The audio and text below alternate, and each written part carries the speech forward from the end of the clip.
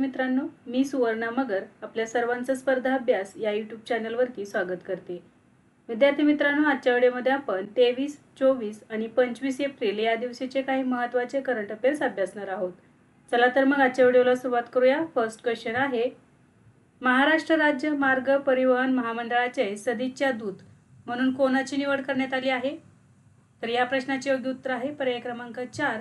1 आणि 2 हे पर्याय बरोबर आहेत, म्हणजे रितेश देशमुख आणि जेनेलिया देशमुख. महाराष्ट्र राज्य मार्ग परिवहन महामंडळाच्या सदिच्छा दूत म्हणून रितेश देशमुख आणि जेनेलिया देशमुख यांची निवड करण्यात आलेली आहे. या दोघांसोबत 5 वर्षांचा करार करण्यात आला आहे. एस टी महामंडळाची लाल परी प्रतिमा अधिक लोकाभिमुख करणे, प्रवाशांना आकर्षित करणे आणि रस्ता सुरक्षा अभियानाबाबत जनजागृती करणे हा या नियुक्तीचा मुख्य उद्देश आहे. ही घोषणा 22 एप्रिल 2026 रोजी मंत्रालयात देवेंद्र फडणवीस, एकनाथ शिंदे आणि प्रताप सरनाईक यांच्या उपस्थितीत करण्यात आली. रितेश देशमुख यांनी ड्रिंक अँड ड्राईव्ह विरोधात जनजागृती करण्यावर विशेष भर देणार असल्याचेही सांगितलेले आहे. यापूर्वी मकरंद अनासपुरे आणि दिवंगत विक्रम गोखले यांनीही एस टी महामंडळाचे सदस्य दूत म्हणून काम केलेले आहे. तर आता एप्रिल 2026 मध्ये महाराष्ट्र राज्य मार्ग परिवहन महामंडळाच्या सदिच्छा दूत म्हणून रितेश देशमुख आणि जेनेलिया देशमुख यांची निवड करण्यात आलेली आहे. नेक्स्ट आहे, भारतातील 99व्या रामसर स्थळाचा दर्जा मिळालेले स्थळ शेखा तलाव पक्षी अभयारण्य कोणत्या राज्यात आहे? तर याचे योग्य उत्तर आहे पर्याय क्रमांक 3, उत्तर प्रदेश. शेखा तलाव पक्षी अभयारण्य हे भारतातील 99वे रामसर स्थळ म्हणून घोषित करण्यात आलेले आहे. हे अभयारण्य उत्तर प्रदेश राज्यातील अलीगढ जिल्ह्यात स्थित आहे. 22 एप्रिल 2026 रोजी याला रामसर स्थळाचा दर्जा प्रदान करण्यात आला. हे भारतातील 99वे आणि उत्तर प्रदेशातील 12वे रामसर स्थळ ठरलेले आहे. तर बघा, भारतातील आता सध्या भारतामध्ये एकूण 99 रामसर स्थळे आहेत. यामध्ये 99वे कोणते ठरलेले आहे? तर शेखा तलाव पक्षी अभयारण्य. हे अभयारण्य उत्तर प्रदेश राज्यामध्ये आहे. तर हे उत्तर प्रदेश राज्यातील 12वे रामसर स्थळ ठरलेले आहे. हे पाणथळ क्षेत्र गोड्या पाण्याचे बारमाही जलाशय असून मान्सूनवर आधारित आहे. हे सेंट्रल एशियन फ्लायवे या स्थलांतर मार्गावरील पक्ष्यांसाठी महत्त्वाचे ठिकाण आहे. या ठिकाणी हिवाळ्यात बार हेडेड गुज आणि पेंटेड स्टार्क यासारखे स्थलांतरित पक्षी मोठ्या प्रमाणात येतात. रामसर स्थळे ही आंतरराष्ट्रीय महत्त्वाची पाणथळ क्षेत्रे मानली जातात आणि रामसर येथे 1971 मध्ये झालेल्या करारावर आधारित आहेत. नेक्स्ट आहे, भारताचे 95वे ग्रँडमास्टर कोण झाले आहेत? तर याचे योग्य उत्तर आहे पर्याय क्रमांक 2, आरोन्यक घोष. आरोन्यक घोष हा कोलकात्यातील 22 वर्षीय बुद्धिबळपटू एप्रिल 2026 मध्ये भारताचा 95वा ग्रँडमास्टर बनला आहे. त्याने थायलंडमधील बँकॉक चेस क्लब ओपन 2026 या स्पर्धेत हा किताब मिळवला. या स्पर्धेत 9 पैकी 7 गुण मिळवून त्याने आपला 3रा आणि अंतिम ग्रँडमास्टर नॉर्म पूर्ण केला. आरोन्यक घोषने 2023 मध्ये पहिला नॉर्म स्टॅट्स ओपन आणि 2024 मध्ये दुसरा नॉर्म एनिमासे मास्टर्स मिळवलेला होता. तो पश्चिम बंगाल राज्यातील 12वा ग्रँडमास्टर ठरलेला आहे. तर बघा, भारतातील एकूण 95वा ग्रँडमास्टर आणि स्पेशल फक्त पश्चिम बंगाल राज्यातील म्हटला तर 12वा ग्रँडमास्टर ठरलेला आहे. 8व्या राष्ट्रीय पोषण पंधरवडा जनजागृती मोहिमेत कोणत्या जिल्ह्याने देशात प्रथम क्रमांक पटकावला? तर याचे योग्य उत्तर आहे पर्याय क्रमांक 3, अहिल्यानगर. 8व्या राष्ट्रीय पोषण पंधरवडा जनजागृती मोहिमेत अहिल्यानगर जिल्ह्याने देशात प्रथम क्रमांक पटकावला आहे. महिला व बालविकास विभागामार्फत राबविण्यात आलेल्या या अभियानांतर्गत अहिल्यानगर जिल्ह्यात एकूण 3,24,075हून अधिक जनजागृती उपक्रमांची नोंद करण्यात आली आहे, जी देशातील सर्वाधिक संख्या आहे. पुणे जिल्ह्याने या मोहिमेत देशात द्वितीय क्रमांक मिळवलेला आहे. 2026 सालच्या पोषण पंधरवड्याची थीम मुलाच्या आयुष्याच्या पहिल्या 6 वर्षात मेंदूचा विकास ही होती. हा पोषण पंधरवडा 9 एप्रिल ते 23 एप्रिल 2026 या कालावधीत राबवण्यात आला. नेक्स्ट आहे, भारत आणि जपानने त्यांचा पहिला कृत्रिम बुद्धिमत्ता धोरणात्मक संवाद कोठे आयोजित केला होता? तर याचे योग्य उत्तर आहे पर्याय क्रमांक 4, मुंबई. भारत आणि जपान यांनी त्यांचा पहिला कृत्रिम बुद्धिमत्ता धोरणात्मक संवाद मुंबई येथे आयोजित केला. 21 एप्रिल 2026 रोजी हा आयोजित करण्यात आला होता. या संवादाचा मुख्य उद्देश कृत्रिम बुद्धिमत्ता आणि उदयोन्मुख तंत्रज्ञान क्षेत्रात द्विपक्षीय सहकार्य अधिक मजबूत करणे हा होता. भारताकडून परराष्ट्र मंत्रालयाचे सहसचिव अमित ए शुक्ला यांनी सहअध्यक्षपद भूषवले, तर जपानकडून परराष्ट्र मंत्रालयाचे उपसहाय्यक मंत्री हनाडा ताकाहिरो यांनी सहअध्यक्षपद भूषवलेले आहे. हा संवाद ऑगस्ट 2025 मध्ये सुरू झालेल्या भारत जपान AI सहकार्य उपक्रमाचा एक भाग आहे. या बैठकीमध्ये AI गव्हर्नन्स, धोरण निर्मिती आणि उद्योग तंत्रज्ञान क्षेत्रातील सहकार्य वाढवण्यावर चर्चा करण्यात आली. नेक्स्ट आहे, परकीय गुंतवणुकीत भारतातील कोणते राज्य पहिल्या क्रमांकावर आलेले आहे? तर या प्रश्नाचे योग्य उत्तर आहे पर्याय क्रमांक 1 महाराष्ट्र. 2024-25 या आर्थिक वर्षात महाराष्ट्र हे राज्य परकीय थेट गुंतवणूक आकर्षित करण्यात सलग तिसऱ्या वर्षी देशात पहिल्या क्रमांकावर राहिले आहे. महाराष्ट्राने देशातील एकूण परकीय गुंतवणुकीपैकी सुमारे 31% ते 40% इतका मोठा वाटा आकर्षित केला असून ही रक्कम अंदाजे 1.64 लाख कोटी रुपयांपेक्षा अधिक आहे. परकीय गुंतवणूक आकर्षित करण्यात कर्नाटक दुसऱ्या क्रमांकावर तर दिल्ली तिसऱ्या क्रमांकावर आहे. या गुंतवणुकीत मुख्यतः सेवा क्षेत्र, कम्प्युटर सॉफ्टवेअर, हार्डवेअर आणि ऑटोमोबाईल उद्योगात करण्यात आलेले आहेत. राज्यातील जिल्हानिहाय पाहता नवी मुंबई येथे सर्वाधिक सुमारे 27.54% गुंतवणूक झाली आहे. पुणे येथे सुमारे 2.8% गुंतवणूक झालेली आहे. तसेच ठाणे, नागपूर आणि नाशिक या जिल्ह्यांमध्येही लक्षणीय परकीय गुंतवणूक झालेली आहे. नेक्स्ट आहे, भारताची अंतर्गत सुरक्षा मजबूत करण्यासाठी DRDOने गृह मंत्रालयाला कोणती AI आधारित प्रणाली सुपूर्द केली आहे? तर याचे योग्य उत्तर आहे पर्याय क्रमांक 1 प्रज्ञा. एप्रिल 2026 मध्ये संरक्षण संशोधन आणि विकास संघटना म्हणजेच DRDOने भारताची अंतर्गत सुरक्षा मजबूत करण्यासाठी AI आधारित प्रज्ञा ही स्वदेशी उपग्रह गुप्तचर प्रणाली गृह मंत्रालयाला सुपूर्द केलेली आहे. प्रज्ञा ही AI सक्षम सॅटेलाइट इमेजिंग आणि इंटेलिजन्स प्रणाली आहे. ही प्रणाली centre for artificial intelligence and robotics या DRDOच्या संस्थेद्वारे विकसित करण्यात आली आहे. या प्रणालीचा मुख्य उद्देश आहे सुरक्षा संस्थांना रिअल टाइममध्ये अचूक माहिती उपलब्ध करून देणे, संवेदनशील भागांवर नजर ठेवणे आणि दहशतवाद विरोधी कारवायांना मदत करणे हा आहे.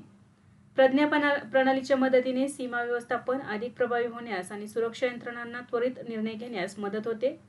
ही प्रणाली सॅटेलाइट प्रतिमांचे विश्लेषण करण्यासाठी प्रगत कृत्रिम बुद्धिमत्ता वापरते, ज्यामुळे देशाची अंतर्गत सुरक्षा अधिक सक्षम बनते.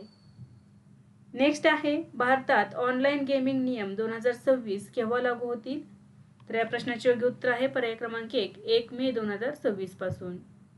इलेक्ट्रॉनिक्स आणि माहिती तंत्रज्ञान मंत्रालयाने अधिसूचित केलेले ऑनलाईन गेमिंग नियम 2026 हे 1 मे 2026 पासून संपूर्ण भारतात लागू होणार आहेत.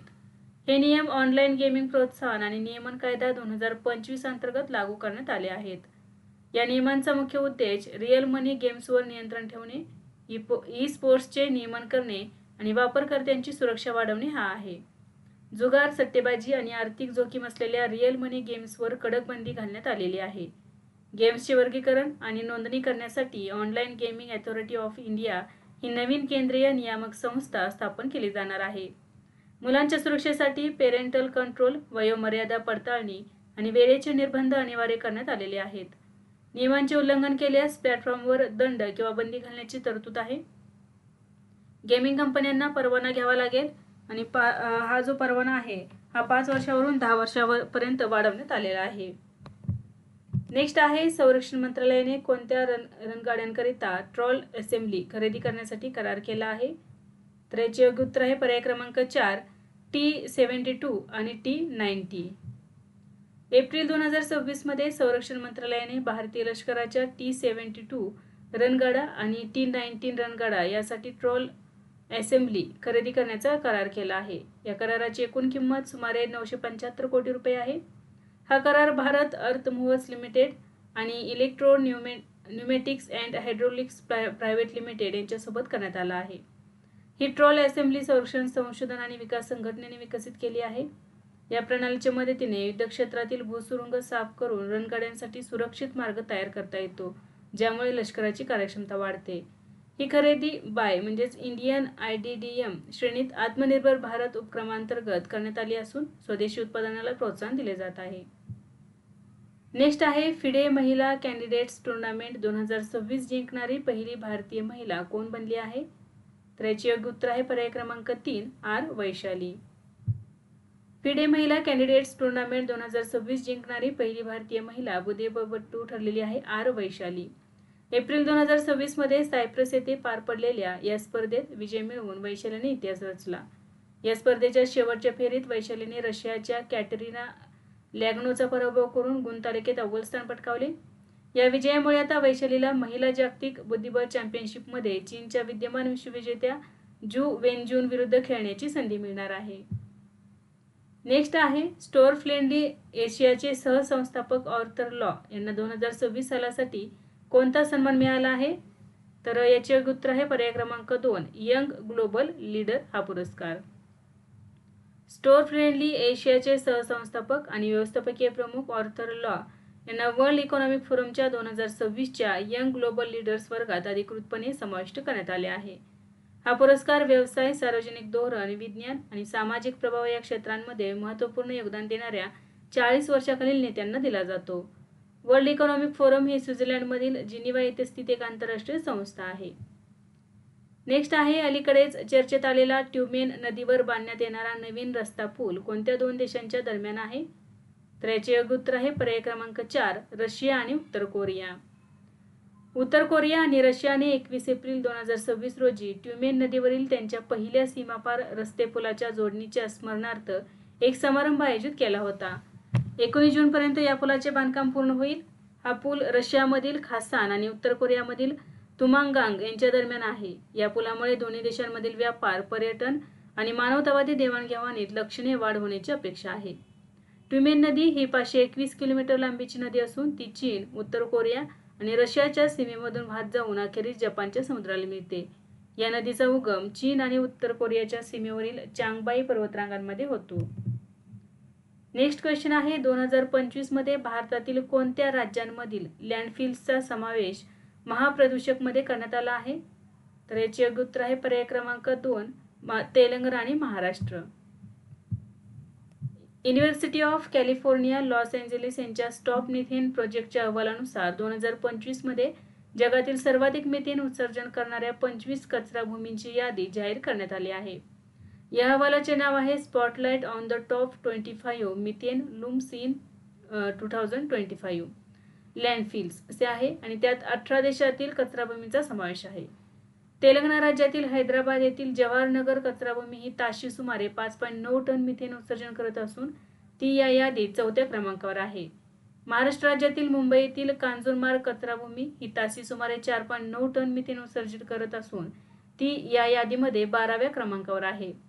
अर्जेंटिनाच्या ब्युनोस आयर्स प्रांतातील काम्पो दे मायो येथील कचराभूमी या यादीमध्ये अग्रस्थानी आहे. ती प्रति तास 7.6 टन मिथेन वायूचे उत्पादन करते. या 25 कचराभूमींमधून होणारे एकूण उत्सर्जन हे सुमारे 10 लाख SUV गाड्यांमुळे होणाऱ्या प्रदूषणाइतके गंभीर आहे. हैदराबाद येथील कचराभूमीचे संचालन रामकी एन्व्हायरो इंजिनियर्स या कंपनीकडे आहे. मुंबई येथील कचराभूमीचे संचालन Antony waste handling cell limited या कंपनीकडे आहे. या अहवालातील माहिती कार्बन मॅपर या संस्थेच्या उपग्रह डेटावर आधारित आहे. कचराभूमी म्हणजे अशी जागा आहे जिथे शहरातील किंवा औद्योगिक कचरा जमिनीत साठवला किंवा पुरला जातो. कचराभूमीमधून बाहेर पडणारा मिथेन वायू हा एक शक्तिशाली हरितगृह वायू असून तो क्लायमेट चेंज वाढवण्यास कारणीभूत ठरतो.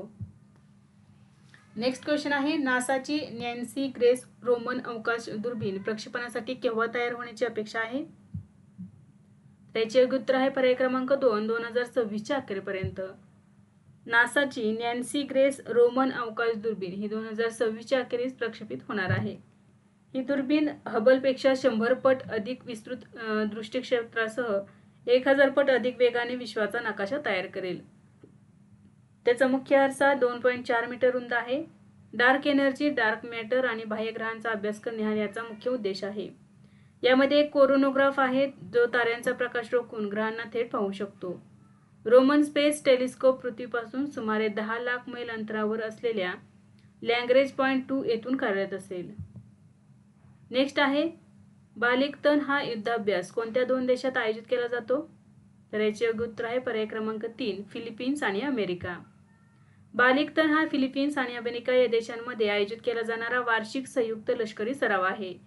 बालिकतन या टॅगालॉग शब्दाचा अर्थ खांद्याला खांदा लावून असा होतो. या सरावाचा मुख्य उद्देश दोन्ही देशांच्या सशस्त्र दलांमधील परस्पर समन्वय वाढवणे आणि सागरी सुरक्षा मजबूत करणे हा आहे. या सरावामध्ये आपत्ती व्यवस्थापन, सायबर संरक्षण आणि संयुक्त लष्करी कारवायांचा सराव केला जातो. बालिकतन सरावाची सुरुवात 2001 मध्ये झाली असून तो दरवर्षी आयोजित केला जातो. 2026 मधील ही 41वी आवृत्ती आहे. 20 एप्रिल ते 8 मे 2026 या कालावधीत आयोजित करण्यात आली असून त्यात सुमारे 17,000हून अधिक सैनिक सहभागी होणार आहेत. या सरावात काही वेळा ऑस्ट्रेलिया आणि जपान यासारखे देशही सहभागी होतात, ज्यामुळे इंडो पॅसिफिक प्रदेशातील सुरक्षा सहकार्य अधिक मजबूत होते. नेक्स्ट आहे, नुकतेच राऊरकेला विज्ञान केंद्राचे उद्घाटन कोणी केले? तर याचे योग्य उत्तर आहे पर्याय क्रमांक 4 द्रौपदी मुर्मू. 21 एप्रिल 2026 रोजी भारताच्या राष्ट्रपती द्रौपदी मुर्मू यांनी ओडिशा राज्यातील राऊरकेला येथे प्लॅनेटेरियम आणि विज्ञान केंद्राचे उद्घाटन केले. या कार्यक्रमादरम्यान निर्मल मुंडा परिवेश पथ या प्रकल्पाचे उद्घाटन करण्यात आले. तसेच एका आदिवासी संग्रहालयाचे उद्घाटन करून स्थानिक संस्कृती आणि परंपरेचे जतन करण्यावर भर देण्यात आला. हे सर्व प्रकल्प राऊरकेलाच्या सर्वांगीण विकासासाठी महत्त्वाचे मानले जात असून पर्यटन वाढीसाठीही ते उपयुक्त ठरणार आहेत. या उपक्रमामुळे शहरातील सार्वजनिक पायाभूत सुविधा मजबूत होण्यास आणि स्थानिक अर्थव्यवस्थेला चालना मिळण्यास मदत होईल. नेक्स्ट आहे, स्वातंत्र्यानंतरची भारतातील पहिली मोठी खाजगी क्षेत्रातील सोन्याची खाण जोनागिरी गोल्ड प्रोजेक्ट कोणत्या राज्यात सुरू केली आहे? तर याचे योग्य उत्तर आहे पर्याय क्रमांक 2 आंध्र प्रदेश. स्वातंत्र्यानंतरची भारतातील पहिली मोठी खाजगी क्षेत्रातील सोन्याची खाण जोनागिरी गोल्ड प्रोजेक्ट ही आंध्र प्रदेश राज्यात सुरू करण्यात आली आहे. ही खाण कुर्नूल जिल्ह्यातील जोनागिरी, एर्नारगुडी आणि पागिदिराई या गावांमध्ये स्थित आहे. या प्रकल्पाचा विकास जिओमायसोर सर्व्हिसेस इंडिया प्रायव्हेट लिमिटेड या कंपनीकडून करण्यात येत आहे. या खाणीतून दरवर्षी सुमारे 750 किलो ते 1000 किलो शुद्ध सोन्याचे उत्पादन अपेक्षित आहे. ही भारतातील स्वातंत्र्यानंतरची पहिली मोठी खाजगी सुवर्ण खाण असून त्यामुळे देशाच्या सोन्याच्या आयातीवरील अवलंबित्व कमी होण्यास मदत होईल. या प्रकल्पातून मे 2026 पासून व्यावसायिक उत्पादन सुरू होण्याची शक्यता आहे. नेक्स्ट क्वेश्चन आहे, भारत सरकारने प्रत्येक जिल्ह्यात किमान एक रक्त केंद्र स्थापन करण्याचे लक्ष्य केव्हापर्यंत ठेवले आहे? तर याचे योग्य उत्तर आहे पर्याय क्रमांक 2 डिसेंबर 2026 पर्यंत. भारत सरकारने देशभरातील प्रत्येक जिल्ह्यात किमान एक रक्त केंद्र स्थापन करण्याचे राष्ट्रीय लक्ष्य निश्चित केले आहे. हे लक्ष्य डिसेंबर 2026 पर्यंत पूर्ण करण्याचे उद्दिष्ट ठेवण्यात आले आहे. या उपक्रमाचा मुख्य उद्देश सुरक्षित रक्ताची वेळेवर उपलब्धता सुनिश्चित करणे आणि रक्त संक्रमणाशी संबंधित जोखीम कमी करणे हा आहे. केंद्रीय आरोग्य मंत्रालय यांच्या आढाव्यानुसार सुमारे 10% जिल्ह्यांमध्ये अजूनही पूर्णपणे कार्यरत रक्त केंद्र उपलब्ध नाहीत. हा उपक्रम राष्ट्रीय रक्त धोरणाच्या अंतर्गत राबवण्यात येत आहे. या अभियानांतर्गत सर्व रक्त केंद्रांना ई रक्तकोश या डिजिटल प्लॅटफॉर्मवर नोंदणीकृत करणे, परवाना अनुपालन सुनिश्चित करणे आणि स्वैच्छिक रक्तदानाला चालना देणे यावर भर देण्यात आला आहे. नेक्स्ट आहे, भारताने खरेदी करण्याची घोषणा केलेले R-37M क्षेपणास्त्र कोणत्या देशाने विकसित केले आहे? तर याचे योग्य उत्तर आहे पर्याय क्रमांक 3 रशिया. भारताने खरेदी करण्याची घोषणा केलेले R-37M हे क्षेपणास्त्र रशिया या देशाने विकसित केलेले आहे. हे क्षेपणास्त्र VMPL NPO या संस्थेद्वारे विकसित करण्यात आलेले आहे. R-37M हे दृश्यमानतेच्या पलीकडच्या शत्रूच्या लढाऊ विमानांना आणि ड्रोनना लक्ष्य करण्यासाठी तयार केले आहे. हे R-33 क्षेपणास्त्राची सुधारित आवृत्ती आहे आणि टँकर विमानांसारख्या उच्च मूल्याच्या प्लॅटफॉर्मला लक्ष्य करते. त्याच्या मार्गदर्शक प्रणालीमध्ये जडत्वीय दिशादर्शन, रडार होमिंग आणि अंतिम टप्प्यासाठी अर्धसक्रिय रडार यांचा समावेश आहे. या क्षेपणास्त्राचा पल्ला 300 ते 400 किलोमीटर आहे आणि मॅक 6 पर्यंतच्या वेगाने लांब पल्ल्यावर लक्ष्य रोखण्यासाठी ते अत्यंत प्रभावी आहे. हे क्षेपणास्त्र सुखोई 30 MKI लढाऊ विमानात बसवले जाणार आहे. एप्रिल 2026 मधील माहितीनुसार रशियाने भारताला या क्षेपणास्त्रांच्या निर्यातीस मंजुरी दिली असून हा करार सुमारे 1.2 अब्ज डॉलर्सचा असण्याची शक्यता आहे. नेक्स्ट क्वेश्चन आहे, नादेंडला भास्करराव यांचे नुकतेच वयाच्या 90व्या वर्षी निधन झाले. ते कोणत्या राज्याचे माजी मुख्यमंत्री होते? तर याचे योग्य उत्तर आहे पर्याय क्रमांक 3 आंध्र प्रदेश. नादेंडला भास्करराव यांचे 22 एप्रिल 2026 रोजी वयाच्या 90व्या वर्षी निधन झाले. ते अविभाजित आंध्र प्रदेश राज्याचे माजी मुख्यमंत्री होते. त्यांनी 1984 मध्ये सुमारे 31 दिवस मुख्यमंत्री म्हणून काम पाहिले असून हा कार्यकाळ राज्यातील सर्वात कमी कालावधींपैकी एक मानला जातो. ते तेलुगू देशम पक्षाचे सहसंस्थापक सदस्य होते आणि 1982 मध्ये पक्ष स्थापनेत त्यांनी महत्त्वाची भूमिका बजावली. यापूर्वी ते NT रामाराव यांच्या मंत्रिमंडळात मंत्री म्हणून कार्यरत होते. नंतर त्यांनी बंड करून मुख्यमंत्रीपद मिळवले. ही त्यांची राजकीय कारकिर्दीतील विशेष बाब मानली जाते. त्यांचे आत्मचरित्र वॉकिंग विथ डेस्टिनी या नावाने प्रसिद्ध आहे. नेक्स्ट आहे, दरवर्षी जागतिक पुस्तक दिवस कधी साजरा केला जातो? तर याचे योग्य उत्तर आहे पर्याय क्रमांक 2 23 एप्रिल रोजी. दरवर्षी 23 एप्रिल रोजी जगभरात जागतिक पुस्तक आणि कॉपीराइट दिन साजरा केला जातो. हा दिवस युनेस्कोद्वारे वाचन, प्रकाशन आणि कॉपीराइट यांना प्रोत्साहन देण्यासाठी आयोजित केला जातो. या दिवसाचा मुख्य उद्देश वाचन संस्कृती वाढवणे, पुस्तकांचे महत्त्व अधोरेखित करणे आणि कॉपीराइटद्वारे लेखकांच्या हक्कांचे संरक्षण करणे हा आहे. याच तारखेला विल्यम शेक्सपियर आणि इंका गार्सिलासो दे ला वेगा यांसारख्या दिग्गज लेखकांचा जन्म किंवा स्मृतिदिन असतो. जागतिक पुस्तक दिन प्रथमच 23 एप्रिल 1995 रोजी साजरा करण्यात आला होता. नेक्स्ट आहे, भारत आणि भूतानने अलीकडे 7वी संयुक्त सीमाशुल्क बैठक कोठे आयोजित केली होती? तर याचे योग्य उत्तर आहे पर्याय क्रमांक 3, मुन्नार. भारत आणि भूतान यांच्यातील 7वी संयुक्त सीमाशुल्क गटाची बैठक केरळ राज्यातील मुन्नार येथे आयोजित करण्यात आली होती. ही बैठक दिनांक 20 आणि 21 एप्रिल 2026 रोजी यशस्वीरित्या पार पडली. भारताकडून केंद्रीय प्रत्यक्ष कर आणि सीमाशुल्क मंडळाचे विशेष सचिव योगेंद्र गर्ग यांनी सहअध्यक्षपद भूषवले, तर भूतानकडून वित्त मंत्रालयाच्या महसूल आणि सीमाशुल्क विभागाचे महासंचालक सोनम जामशो यांनी सहअध्यक्षपद भूषवले. या बैठकीमध्ये सीमा व्यवस्थापन आणि प्रभावी करणे, व्यापार सुलभीकरण वाढवणे आणि सीमाशुल्क डेटाची देवाणघेवाण सुधारण्याबाबत चर्चा करण्यात आली. तसेच तस्करी रोखण्यासाठी दोन्ही देशांमधील सहकार्य अधिक मजबूत करण्यावर विशेष भर देण्यात आला. भारत हा भूतानचा सर्वात मोठा व्यापारी भागीदार असून भूतानच्या एकूण व्यापारात भारताचा सुमारे 80% वाटा आहे. या बैठकीमध्ये सीमाशुल्क प्रक्रिया डिजिटल करण्यावर आणि इलेक्ट्रॉनिक कार्गो ट्रॅकिंग सिस्टीम यांच्या माध्यमातून मालवाहतूक अधिक सुलभ करण्यावर विशेष लक्ष केंद्रित करण्यात आले. नेक्स्ट आहे, वॉटर फॉरवर्ड हा उपक्रम कोणी सुरू केला आहे? तर या प्रश्नाचे योग्य उत्तर आहे पर्याय क्रमांक इथे दोन्ही पर्याय सेम झालेले आहेत बघा, 3 आणि 4. तर जागतिक बँक समूहाने हा उपक्रम सुरू केलेला आहे. जागतिक बँक समूह यांनी 15 एप्रिल 2026 रोजी वॉटर फॉरवर्ड हा उपक्रम सुरू केला आहे. या उपक्रमाचा उद्देश 2030 पर्यंत सुमारे 1 अब्ज लोकांसाठी जल सुरक्षा सुधारण्याचा आहे. हा उपक्रम बहुपक्षीय विकास बँका आणि वित्तीय संस्थांच्या सहकार्याने राबवला जात आहे. या उपक्रमाचा मुख्य हेतू जागतिक जल संकटाचा सामना करून जल व्यवस्थापन अधिक प्रभावी करणे हा आहे. ही योजना प्रामुख्याने आफ्रिका, मध्य पूर्व आणि दक्षिण आशियातील जलसंकटग्रस्त प्रदेशांवर लक्ष केंद्रित करते. नेक्स्ट आहे, world wide fund for nature राष्ट्रीय पुरस्काराने कोणाला सन्मानित करण्यात आले? तर याचे योग्य उत्तर आहे पर्याय क्रमांक 4, एन अलीम युसूफ.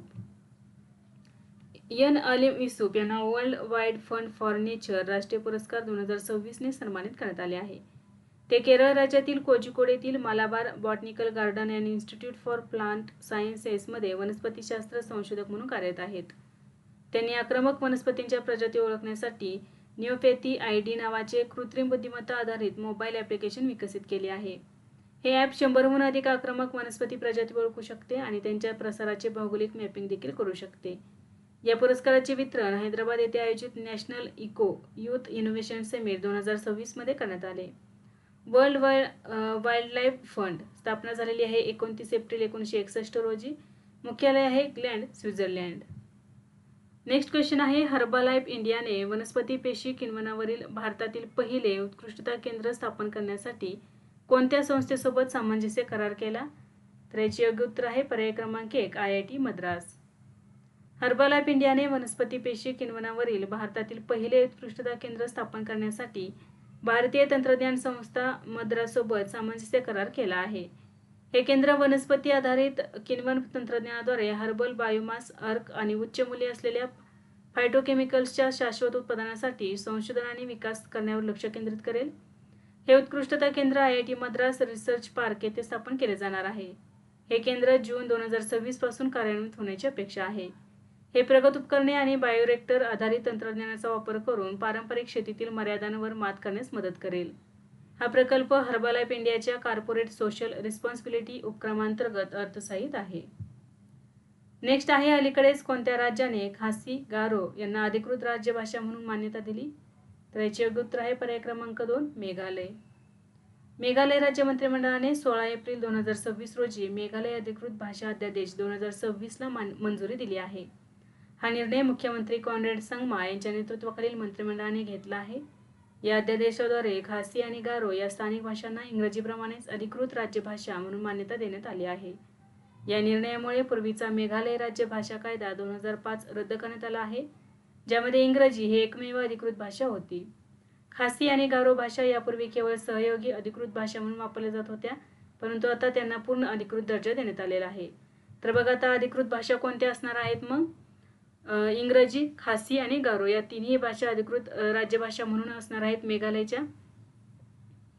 या निर्णयामुळे सरकारी कार्यालये, पत्रव्यवहार आणि विधानसभेच्या कामकाजात खासी आणि गारो भाषांचा वापर करता येणार आहे.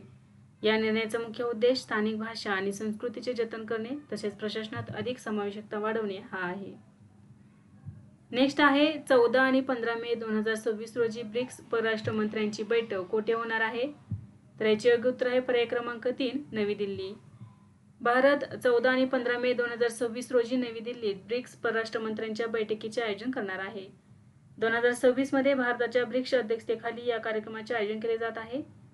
कार्यसूची यामध्ये सुरक्षा, आर्थिक सहकार्य, जागतिक प्रशासन सुधारणा यावरती चर्चा करण्यात येणार आहे. या बैठकीला ब्रिक्सचे सर्व 11 सदस्य देश उपस्थित राहतील. 13 जानेवारी रोजी भारताने 18व्या ब्रिक्स 2026 परिषदेचे अध्यक्षपद अधिकृतपणे स्वीकारले. यावर्षीची संकल्पना लवचिकता, नवक्रम, सहकार्य आणि शाश्वततेसाठी उभारणी ही आहे. 2026 मध्ये ब्रिक्सच्या स्थापनेला 20 वर्षे पूर्ण होतील. पहिली ब्रिक्स शिखर परिषद 2009 मध्ये रशियामध्ये झाली होती. नेक्स्ट आहे आर्थिक वर्ष 2025-26 मध्ये भारताची एकूण निर्यात किती झाली आहे? तर याचे योग्य उत्तर आहे पर्याय क्रमांक 3 860 अब्ज डॉलर. आर्थिक वर्ष 2025-26 मध्ये भारताची एकूण निर्यात 4.22% वाढून 860 अब्ज अमेरिकन डॉलर्सपेक्षा जास्त झाली आहे. यामध्ये वस्तू आणि सेवा क्षेत्रांचा समावेश आहे. आयात सुमारे 6.5% वाढून 979 अब्ज अमेरिकन डॉलर्सवर पोहोचली आहे. परिणामी गेल्या आर्थिक वर्षात एकूण व्यापार तूट 119 अब्ज डॉलर्सपेक्षा जास्त झाली आहे. नेक्स्ट आहे ओडिशा स्टील प्रोड्युसर्स असोसिएशनच्या अध्यक्षपदी कोणाची नियुक्ती करण्यात आली आहे? तर याचे योग्य उत्तर आहे पर्याय क्रमांक 2 असित त्रिपाठी. असित त्रिपाठी यांची ओडिशा स्टील प्रोड्युसर्स असोसिएशनच्या अध्यक्षपदी निवड करण्यात आली आहे. ही निवड 20 एप्रिल 2026 रोजी असोसिएशनच्या सदस्यांच्या बैठकीत एकमताने करण्यात आली. असित त्रिपाठी हे ओडिशा राज्याचे माजी मुख्य सचिव असून त्यांना शासन आणि औद्योगिक प्रशासनाचा व्यापक अनुभव आहे. ओडिशा स्टील प्रोड्युसर्स असोसिएशन ही राज्यातील प्रमुख पोलाद कंपन्यांचे प्रतिनिधित्व करणारी संस्था आहे. या असोसिएशनमध्ये Tata Steel, Jindal Steel, JSW Steel आणि आर्सिलर मित्तल निप्पॉन स्टील यासारख्या कंपन्यांचा समावेश आहे. या असोसिएशनचे सरचिटणीस म्हणून S.K. पोपली यांची नियुक्ती करण्यात आली आहे. या असोसिएशनचा उद्देश ओडिशामधील पोलाद उद्योगांना एकत्र आणून जबाबदार औद्योगिक विकासाला चालना देणे हा आहे. नेक्स्ट क्वेश्चन आहे मार्च 2026 महिन्यासाठी ICC पुरुष खेळाडू म्हणून कोणाची निवड झाली आहे? तर याचे योग्य उत्तर आहे पर्याय क्रमांक 3 संजू सॅमसन. भारतीय सलामीवीर संजू सॅमसनला 2026च्या T20 विश्वचषकातील त्याच्या उत्कृष्ट कामगिरीबद्दल मार्च महिन्यासाठी ICCचा सर्वोत्तम पुरुष खेळाडू म्हणून गौरवण्यात आले आहे. तर महिलांच्या गटात न्यूझीलंडची कर्णधार मेली केरनने हा पुरस्कार पटकावला आहे. नेक्स्ट आहे यशवंत सरदेसाई यांचे नुकतेच वयाच्या 85व्या वर्षी निधन झाले. ते कोणत्या क्षेत्राशी संबंधित होते? तर याचे योग्य उत्तर आहे पर्याय क्रमांक 2 व्यंगचित्रकला. प्रसिद्ध व्यंगचित्रकार यशवंत सरदेसाई यांचे एप्रिल 2026 मध्ये वयाच्या 85व्या वर्षी निधन झाले आहे. ते मराठी तसेच भारतीय व्यंगचित्रकलेतील एक प्रसिद्ध आणि प्रभावी व्यंगचित्रकार म्हणून ओळखले जात होते. त्यांचे पहिले व्यंगचित्र शंकर्स वीकली या प्रसिद्ध साप्ताहिकात प्रकाशित झाले होते. त्यांनी लोकसत्ता या दैनिकात हास्यार्थ या नावाने दीर्घकाळ हास्यचित्रे रेखाटली, जी वाचकांमध्ये अत्यंत लोकप्रिय झाली होती. त्यांच्या व्यंगचित्रांमध्ये मोजक्या रेषांचा वापर आणि मार्मिक शब्दातून सामाजिक वास्तवावर भाष्य करण्याची वैशिष्ट्यपूर्ण शैली दिसून येत होती. नेक्स्ट आहे महिला हे चक्रीवादळामुळे कोणता देश प्रभावित झाला आहे? तर याचे योग्य उत्तर आहे पर्याय क्रमांक 1 पापुआ न्यू गिनी. मैला चक्रीवादळ हे एप्रिल 2026 मध्ये निर्माण झालेले एक अतिशय तीव्र उष्णकटिबंधीय वादळ आहे. हे वादळ दक्षिण पॅसिफिक महासागर क्षेत्रात निर्माण झाले होते. या वादळाचा सर्वाधिक फटका पापुआ न्यू गिनी आणि सोलोमन बेटे या देशांना बसला आहे. पापुआ न्यू गिनीमध्ये विशेषतः बोगेनविल प्रदेश आणि मिल्ने बे भाग मोठ्या प्रमाणावर प्रभावित झाले आहेत. मैला हे वादळ श्रेणी 5 तीव्रतेचे असून 1951 नंतर या भागातील सर्वात भीषण वादळांपैकी एक मानले जात आहे. या चक्रीवादळात ताशी सुमारे 195 ते 215 किलोमीटर वेगाने वारे वाहत होते. प्रभावित देश पापुआ न्यू गिनी, सोलोमन बेटे आणि ऑस्ट्रेलियामधील क्वीन्सलँड हे प्रभावित झालेले आहे. नेक्स्ट आहे ICC महिला T20 विश्वचषक 2026 मध्ये विजेत्या संघाला पारितोषिक म्हणून किती रक्कम देण्यात येणार आहे? तर याचे योग्य उत्तर आहे पर्याय क्रमांक 3 23,40,000 US डॉलर्स. ICC महिला T20 विश्वचषक 2026 स्पर्धेच्या विजेत्या संघाला 23,40,000 US डॉलर्स म्हणजेच 21.8 कोटी भारतीय रुपये इतकी विक्रमी पारितोषिक रक्कम दिली जाणार आहे. या स्पर्धेसाठी आंतरराष्ट्रीय क्रिकेट परिषद यांनी एकूण सुमारे 8.76 दशलक्ष US डॉलर्स इतकी बक्षीस रक्कम जाहीर केली आहे. ही एकूण बक्षीस रक्कम 2024च्या तुलनेत सुमारे 10% अधिक आहे. या स्पर्धेतील उपविजेत्या संघाला 11,70,000 US डॉलर्स इतकी पारितोषिक रक्कम मिळणार आहे.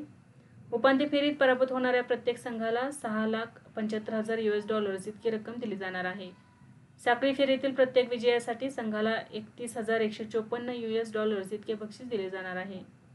ही स्पर्धा इंग्लंड आणि वेल्स येथे आयोजित केली जाणार आहे. या स्पर्धेत प्रथमच 10 ऐवजी 12 संघ सहभागी होणार आहेत. नेक्स्ट आहे भारताच्या सर्वोच्च न्यायालयाने मतदान करण्याचा आणि निवडणूक लढवण्याचा हक्क कोणत्या श्रेणीत ठेवला आहे? तर याचे योग्य उत्तर आहे पर्याय क्रमांक 2 वैधानिक हक्क. एप्रिल 2026 मध्ये भारताच्या सर्वोच्च न्यायालयाने स्पष्ट केले आहे की मतदानाचा हक्क आणि निवडणूक लढवण्याचा हक्क हे मूलभूत हक्क नसून वैधानिक हक्क आहेत. याचा अर्थ असा की हे अधिकार संविधानाने थेट हमी दिलेल्या मूलभूत अधिकाराच्या श्रेणीत येत नाहीत, तर ते संसदेने केलेल्या कायद्यानुसार प्रदान केलेले अधिकार आहेत. राजस्थानमधील जिल्हा दुग्ध संघाच्या निवडणुकीशी संबंधित प्रकरणावर सुनावणी करताना न्यायमूर्ती BV नागरत्ना आणि न्यायमूर्ती R महादेवन यांच्या खंडपीठाने हा महत्त्वपूर्ण निर्णय दिलेला आहे. नेक्स्ट आहे जागतिक सर्जनशीलता आणि नवोन्मेषण दिन कधी साजरा केला जातो? तर याचे योग्य उत्तर आहे पर्याय क्रमांक 1 21 एप्रिल. जागतिक सर्जनशीलता आणि नवोन्मेषण दिन दरवर्षी 21 एप्रिल रोजी साजरा केला जातो. या दिवसाचा मुख्य उद्देश मानवी विकासाच्या सर्व पैलूंमध्ये सर्जनशीलता आणि नवनिर्मितीचे महत्त्व अधोरेखित करणे हा आहे. हा दिवस विशेषतः संयुक्त राष्ट्र यांच्या शाश्वत विकास उद्दिष्ट साध्य करण्यासाठी सर्जनशीलतेची भूमिका स्पष्ट करतो. या दिवसाची संकल्पना 2001 मध्ये मार्सी सैगल यांनी मांडली होती. संयुक्त राष्ट्राने 2017 मध्ये या दिवसाला अधिकृत मान्यता दिली आहे. संयुक्त राष्ट्राद्वारे या दिवसाची पहिली अधिकृत अंमलबजावणी 21 एप्रिल 2018 रोजी करण्यात आली होती. हा दिवस 15 ते 21 एप्रिल दरम्यान साजऱ्या होणाऱ्या जागतिक सर्जनशीलता सप्ताहाचा एक भाग आहे. 2026 साठी या दिवसाची थीम आहे harnessing creativity for global progress.